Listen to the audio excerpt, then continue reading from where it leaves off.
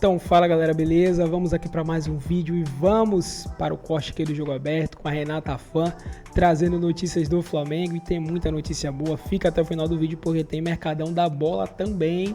E a Renata Fã, que é torcedora do Internacional, pode estar perdendo um excelente zagueiro aí, né? Que é o Vitão, que ele está muito próximo de fechar com o Flamengo. Tem muita informação e vamos ver a Renata Fã, né, falando aí sobre as notícias do Flamengo. Já se inscreve no canal, ativa o sino, deixa o like, deixamos os créditos aqui também, claro, para o Jogo Aberto. E vamos agora acompanhar, né? Porque tem muita coisa boa e você vai estar aproveitando a partir de agora. E comenta também, tá? Comenta a opinião de vocês e vamos acompanhar agora. Do Flamengo agora, o Mengão entra em campo lá no Maranhão pelo Campeonato Carioca diante do Bangu. Não é o time principal ainda, mas aproveitou para apresentar o atacante que o Felipe Luiz precisava. O Juninho, que estava no Azerbaijão agora, é aquele jogador de área e que também se movimenta no Flamengo. E a gente vai conhecer um pouquinho mais dele. Na coletiva de imprensa como jogador do Flamengo, Juninho garantiu que não teve dúvidas quando o telefone tocou. Simplesmente é o Flamengo, não tenho uma motivação a mais. Recebi outros convites para vir para cá no passado, eu não quis, porque eu não queria realmente voltar para o Brasil.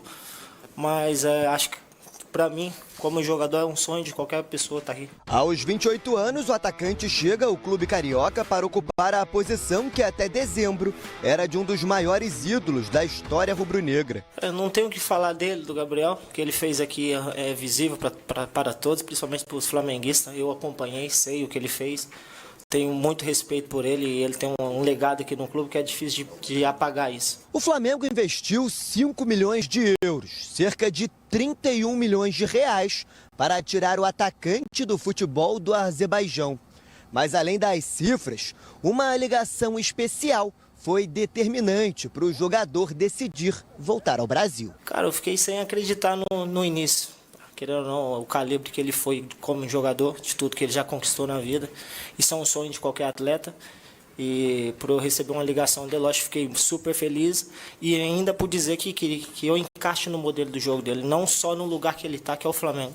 Então acho que isso fez tudo um sentido para mim. Eu acho que para mim é um sonho. É o que eu estou vivendo hoje. Apesar de regularizado, Juninho ainda não viaja para o jogo de logo mais contra o Bangu no Maranhão. Com 2 derrotas e 1 empate, o Flamengo tem apenas 1 ponto somado e ocupa a penúltima posição da tabela, com apenas 11% de aproveitamento. Em caso de nova derrota logo mais, esse vai se tornar o pior início de campeonato carioca da história do clube. Contra o Bangu, a equipe sub-20 vai representar o Flamengo pela última vez no estadual. A partir de sábado, em Brasília, contra o Volta Redonda, os atletas titulares fazem a estreia na competição. É importante que a equipe do Sub-20 comece essa competição, que tenha os jogadores que possam se desenvolver e depois a gente pega novamente para poder até mesmo completar a pré-temporada, né, e continuar fazendo esses jogos.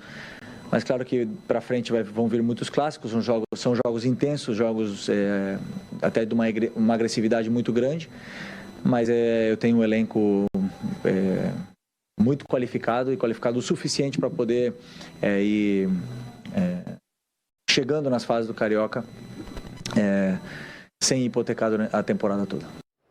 Estamos cientes, Felipe Luiz, mais ou menos parecida com a do Flamengo nessa temporada, que fez um investimento muito alto na janela do meio do ano passado, com as lesões que teve.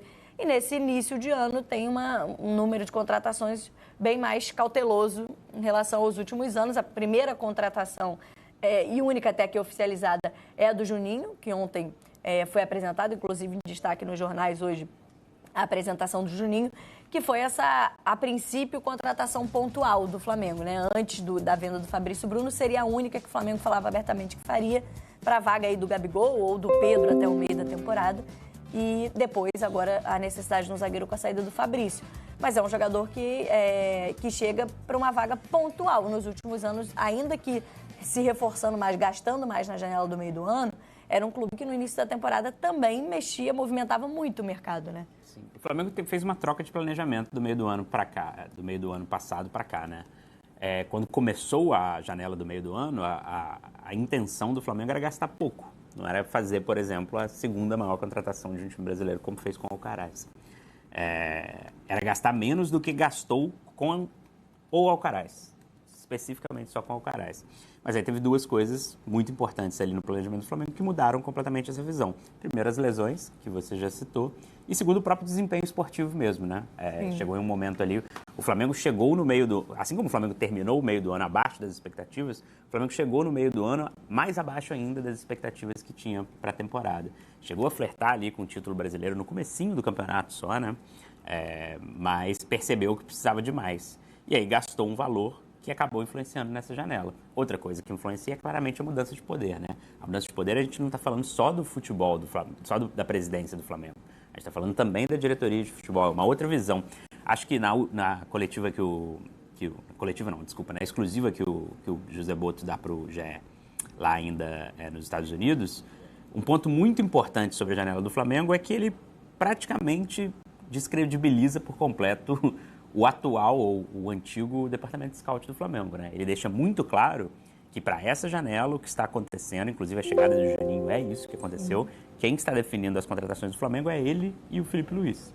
São jogadores que eventualmente ele e o Felipe Luiz já tiveram contato antigamente, porque ele disse que a forma como o scout do Flamengo funcionava não é a forma como ele acredita. Então, para essa janela as coisas estão um pouco mais lentas por isso. Então, se chega Danilo e Vitão também, se chegarem, né? Eu acho que o Danilo está muito mais próximo disso do que o Vitão, que é uma negociação mais complicada, também pela observação e aprovação de Felipe Luiz e José Botto. A partir da janela que vem, a partir da janela do meio do ano, aí sim eu acho que tem uma coisa para observar que vai ser muito importante no Flamengo, que é como vai funcionar o scout, que tanto se fala no futebol brasileiro e tanto se fala dentro do Flamengo sobre essa transformação. Porque o José Botto vem justamente desse departamento, né? Essa foi a especialidade dele durante muito tempo. E ele já promete que em 6 meses, na janela do meio do ano, que vai ter a novidade de abrir um pouquinho antes para os clubes que estão no Super Mundial. Eu falo Super Mundial e odeio essa expressão Super Mundial, né? Na Copa do Mundo da FIFA, para eles se reforçarem. Então, até lá, eu acho que o Flamengo vai construir uma nova forma de ver reforços, vai, por isso mesmo também, e para esse contexto todo, ter mais novidades para o time. Mas o Juninho é um reforço interessante, acho que já se discutiu bastante dele, né? Foi o que a gente brincava aqui em alguma redação passada. A janela pouco movimentada faz com que a gente discuta tanto o reforço que na hora que ele é apresentado mesmo, a gente já não tem mais o que falar, né? Agora, tem um detalhe importante nessas cenas que a gente acaba de ver, que já denota um novo modelo no Flamengo, a ausência de dirigentes. Era comum, no ano passado, aquela entourage da diretoria, presidente, vice-presidente de futebol, executivo do futebol, ou seja, era Landim, Marcos Braz, Bruno Spindel, e agora ali a gente viu a apresentação simples, José Botto e o jogador, já no campo, né? Teve ali o mise-en-scène ali na bancada da coletiva, mas enfim, acho que já é um novo modelo sendo colocado em prática. Será que porque é o Juninho ou se chegar um reforço? O outro disse que não. Mas eu ia pontuar justamente, vocês não acham um pouco contraditório, ao mesmo tempo que seja um profissional que o Thales lembrou bem, vem do scout, né? Se destacou por isso. E é um movimento do futebol brasileiro mesmo, de cada vez profissionalizar mais essa questão da contratação dos jogadores. E, ao mesmo tempo, personifique tanto as decisões. São escolhas minhas, né? Passam por mim. Não tem um conflito, talvez, um pouco no discurso? Não, eu acho que não. Eu acho que ele foi contratado para isso, para assumir o projeto esportivo. Camila, essa é outra discussão boa. E que eu, pelo menos, eu particularmente cobro muito dos clubes, seja ele associativo ou seja SAF. Então, uma paradinha rápida aqui para falar com você que está com aquele dinheirinho parado, está precisando tirar o seu fundo de garantia para poder fazer uma viagem, para poder pagar uma dívida, para qualquer coisa. Você está precisando? Vou recomendar para vocês aqui a empresa Mais Ágil. Eles fazem um serviço extremamente seguro, de confiança. Vocês conseguem antecipar o seu dinheiro em até 24 horas. É muito rápido, você consegue já contar aí com o teu fundo de garantia, ok? E ó, tem uma coisa muito legal também. Para você que fizer esse processo, para você que antecipar o seu FGTS, você vai estar concorrendo a uma camisa do seu time do coração. Você pode ganhar uma camisa do Flamengo ou de qualquer outro time da sua preferência. É um presentinho deles, mas aproveita e vai logo fazer a sua antecipação, porque não vai durar muito tempo. Aproveita e fala também que vocês vieram do Futefla, né? Que vocês foram recomendados aqui e vocês serão bem recebidos pela equipe deles, ok? Tamo junto e não perca tempo para antecipar o seu fundo de garantia. O clube, ele tem que ser gerenciado, ele tem que ser gerido como uma empresa, tá certo? Então, a pasta do futebol tem que ser entregue a um profissional capacitado para desenhar um projeto esportivo para o clube.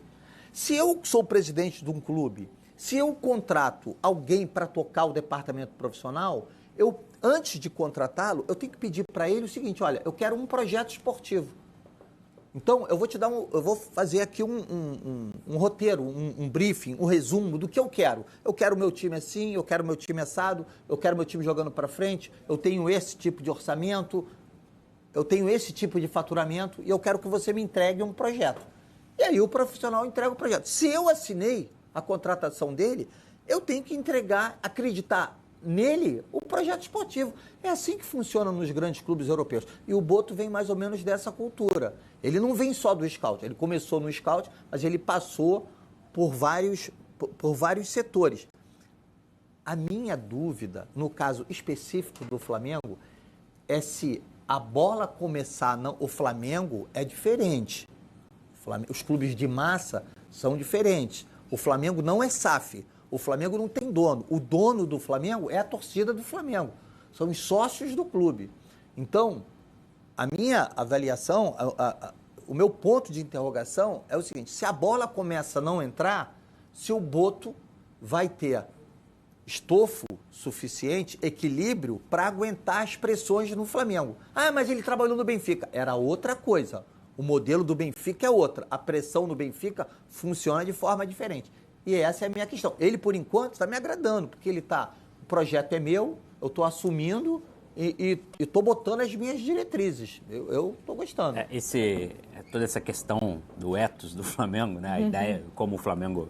Acho que tem pro bem e pro mal, né? Na entrevista do Juninho ontem tem uma aspa muito interessante sobre como ele decidiu. E aí eu fico imaginando isso na cabeça do Boto, recém-chegado ao Brasil, muito acostumado com futebol português, mas enfim, futebol europeu como um todo. Quando você vê um jogador falar... Eu estava acertado com o Sevilha. Sevilha é um grande clube europeu, né? Não é um dos maiores, não está na primeira prateleira, mas é um clube importante. É um clube que tenho certeza que se a gente for na base aí dos vários clubes, a maioria dos meninos sonha em jogar um dia num time do tamanho do Sevilha. E o Juninho, que tinha uma carreira fora do país, fala: não, estava acertado com o Sevilha, mas quando eu recebi uma proposta do Flamengo, eu nem acreditei. Eu nem acreditei que era isso. Falei para os meus agentes, fecha correndo na hora. Então essa força do Flamengo é importante, talvez seja essa força do Flamengo que vai facilitar o Flamengo fechar com um lateral de seleção como o Danilo. Mas ao mesmo tempo tem isso que o Gilmar falou. É essa força do Flamengo, essa grandiosidade do Flamengo que leva quando a coisa não começa a entrar, quando há pouca paciência para que se eventualmente... ou uma pressa para que as coisas darem certo, tanto para o Juninho, quanto para o Boto, quanto para o Danilo, se ele eventualmente chegar. Vamos ouvir então o Juninho, justamente o trecho em que ele fala sobre a ida para o Flamengo, abre aspas para o Juninho, novo reforço rubro-negro. Simplesmente é o Flamengo, não tenho uma motivação a mais. Recebi outros convites para vir para cá no passado, eu não quis, porque eu não queria realmente voltar para o Brasil, mas acho que para mim, como jogador, é um sonho de qualquer pessoa estar aqui. Na verdade, eu não estava acreditando quando meus agentes ou o próprio clube falou para mim que o Flamengo estava interessado em mim. Lógico, eu sei de toda a situação. O Flamengo hoje é um clube que qualquer jogador quer estar. Ainda mais pelo momento do clube, por disputar tudo. E não pensei nem duas vezes, lógico que eu aceitei o convite de estar aqui. Para mim, não vejo dificuldade de jogar em aberto ou centralizado, mas eu prefiro sim estar centralizado, porque eu estou mais próximo do gol. Isso é um sonho de qualquer atleta. E por eu receber uma ligação dele, lógico, fiquei super feliz. E ainda por dizer que eu encaixo no modelo do jogo dele, não só no lugar que ele está, que é o Flamengo.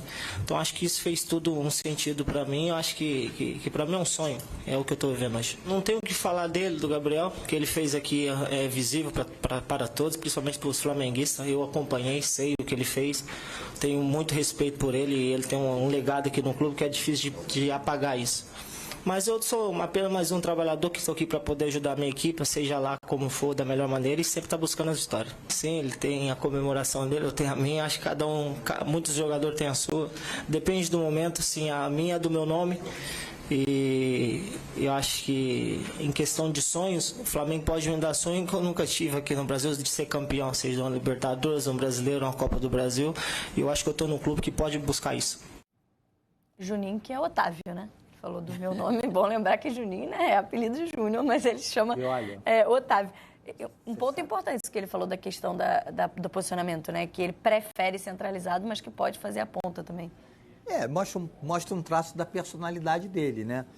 Agora, de início, já na semana passada, isso já me ocorreu, me veio à cabeça, eu fui até rememorar a história dele. Me lembra muito a história do Emerson, que também não era Emerson, era Márcio. Sim. Né? Então, o Emerson é um jogador que saiu aqui do Brasil novo, né? Foi embora para o Catar, fez história no Catar. Quando o Flamengo trouxe ele, também vinha com 28, 29 anos, muita gente perguntou, onde é que o Flamengo foi buscar? Aí rememoraram a história do Emerson, quando ainda era Márcio, pelo São Paulo, jogando pelo São Paulo, na base do São Paulo, depois teve a problemática da alteração do nome, enfim. E veio para cá e foi tricampeão brasileiro seguido, o único jogador no país que tem 3 títulos brasileiros consecutivos por 3 clubes diferentes. Foi campeão no Flamengo, foi campeão no Fluminense, foi campeão no Corinthians. Então, esse menino, esse Juninho, ele está me lembrando isso. E eu torço muito por esses jogadores assim. O próprio Paulinho de Paula, né, do Vasco, teve uma história também semelhante, né? Saiu daqui, era muito bem avaliado na base do Fluminense, acho que pegou até seleção de base. Saiu, e quando trouxeram para o Vasco, porque esse jogador já foi base do Fluminense, enfim, e fez um bom campeonato brasileiro em 2023, né? 23? Foi, 23. Então, esse Juninho, pelo que a gente pôde acompanhar aí nos lances que conseguiram ser captados, tem um estilo interessantíssimo. Acho que o Flamengo pode ter acertado, pode ter atirado no que viu e acertado no que não viu, porque é um jogador que ainda, a gente estava falando de longevidade, né? Tem 28 anos, você tem aí, sim, né? Um amigo português, ao falar do Juninho, pegou a época do Juninho em Portugal, um amigo que trabalha com as divisões inferiores. Ali, ele lá jogou no Chaves. No Chaves. Agora eu esqueci o outro time. Quando o Tiquinho chegou no Botafogo, eu comentando com esse amigo que já conhecia mais o Tiquinho pelo tempo em Portugal, eu falei, começando a ver o Tiquinho, eu falei assim, ele é aquele jogador que dá a impressão que se precisar, bota até a avó, derruba até a avó para fazer um gol. Esse amigo, eu lembrei do seu comentário do Tiquinho, porque o Juninho é assim, ele é um jogador menos técnico que o Tiquinho, com menos vontade, menos capacidade mesmo de... Ele falou da ponta, o Tiquinho sai mais da área, ele é um jogador mais centralizado, mas que é um jogador de muita vontade, um atacante com muita vontade. Voluntarioso, que eu acho que o Flamengo pode se dar bem. Acho que assim, essas comparações, Gabigol, substituir o Gabigol dele tem só um único ponto, ele está chegando para uma vaga de atacante com a saída do Gabigol. Não são as mesmas características, ele nem tem os mesmos objetivos que o Gabigol, mas é uma composição de elenco do Flamengo que é interessante. Eu acho que o Juninho tem tudo para ser interessante. E talvez tenha uma mudança de posicionamento até no meio do ano, maio, junho, né? Que é a provável volta do Pedro, que é um titular absoluto dessa equipe. Talvez o Juninho possa se encaixar, dependendo do que fizer até lá, junto também com o Pedro. E tem esse outro nome que aparece hoje com mais força, né? Ontem, daqui a pouco a gente vai ter a Joana aqui com a gente no Redação. Ela falava sobre, provavelmente, uma proposta mais firme do Flamengo em relação ao Danilo, e é o que a gente está noticiando no GE. Globo, que é a possibilidade de trazer já um acordo entre Danilo e Flamengo. Falta só concretizar a saída da Juventus, que ele já não está nos planos, mas é um jogador mais veterano, mas que oferece algumas opções ali para a lateral do Flamengo, pensando talvez numa venda do Wesley ou até numa composição de elenco nesse momento. Né? Eu acho que ele vem para jogar de zagueiro. Sim, eu acho que pelo desenho, né, de tentar improvisar o Alexandre, passar pela cabeça com a saída do Léo Pereira lá do amistoso nos Estados Unidos a possibilidade de usar o Alexandre ali, eu acho que está claro, né? Está desenhado que o Danilo vem para ocupar um lugar na zaga. Os agentes do Danilo, eles são muito próximos do Flamengo. Eles já estão acostumados a colocar jogadores lá. Então, acho que o destino pode ser esse mesmo. Agora, eu só queria fazer uma frase que me veio à cabeça com relação ao Gabriel Barbosa, o popular Gabigol. Eu acho que o que o Gabriel Barbosa mostrou no Flamengo entre 2019 e 2022, mas o corte mesmo é 2021. Acho que nem o próprio Gabriel Barbosa seria capaz de substituir aquele Gabigol. Sim. Porque né, aquilo ali foi um corte estupendo, que reverberou, foi até 2022. Mas já 2022 já apresentava sinais de queda. 2023, 2024, ele deixou muito a desejar. Então, acho que o Juninho não precisa chegar com essa sombra, com essa coisa de substituir o Gabriel, né? Acho que o substituto do Gabriel é o Pedro. Tá lá, já tá lá. Agora, Thales, você falou da dificuldade aqui no início do programa da tentativa do Flamengo em relação ao Vitão, mas para a zaga, nesse momento, seria o primeiro nome, né? Desse jogador mais jovem que o Flamengo procurava para a defesa, mas vê o Danilo como uma boa opção de mercado até para essa dupla função que ele é capaz de fazer, ainda que muito menos como lateral nos últimos anos, né? Só na seleção, na Juventus, há muitos anos já jogava como zagueiro.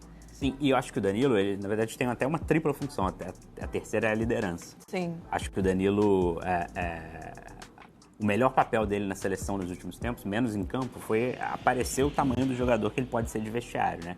Ainda que com os erros ali, que a gente pode falar sobre a Copa América, mas enfim. Eu acho que ele é um jogador líder, um jogador experiente, um jogador com uma experiência de Europa, que num vou falar de novo, Super Mundial, pode ser importante. O Flamengo tem uma liderança muito forte hoje, nesse sentido que eu estou falando, que é o Gerson, mas ainda assim, dois desse tipo pode ser muito vantajoso. E é um líder fora dessa geração 2019, essa geração vitoriosa no Flamengo, né? Um líder novo, para esse novo momento do Flamengo, então acho que nisso o Danilo pode ser. Eu acho que a vinda para o Flamengo é muito interessante para ele. É muito interessante porque, tecnicamente, a gente viu mais o Danilo na seleção do que na Juventus no ano passado. E assim como a seleção não foi um ano... Assim como 2024 não foi um ano bom para a seleção, não foi um ano bom também para o Danilo, que parecia ser o capitão desse tortuoso caminho até 2026. Hoje eu acho que a gente já coloca um pouco em dúvida isso. Jogar no futebol brasileiro, entender um pouco mais do nível do Danilo contra os adversários aqui, pode ser bom para um Dorival que observa muito o mercado nacional, observa muito os jogadores que estão atuando por aqui. Pode ser, inclusive, um reencontro do Danilo, talvez, com a seleção, que agora ele começa a ter a concorrência de laterais mais jovens. Para o Flamengo é um misto de experiência ali. E aí o Vitão, eu acho um grande reforço, porque além de reforçar a zaga, ter um zagueiro jovem ali, com potencial de venda, ao contrário dos outros jogadores de 30 anos que a gente abriu o programa falando, você, além de reforçar o seu time, você desfalca um time que vai ser o seu adversário. Eu acho que não pode esperar nada menos do Inter depois do segundo semestre de 2024, que seja um time que brigue na mesma prateleira que o Flamengo, ainda que o Flamengo tenha um elenco um pouco mais encorpado.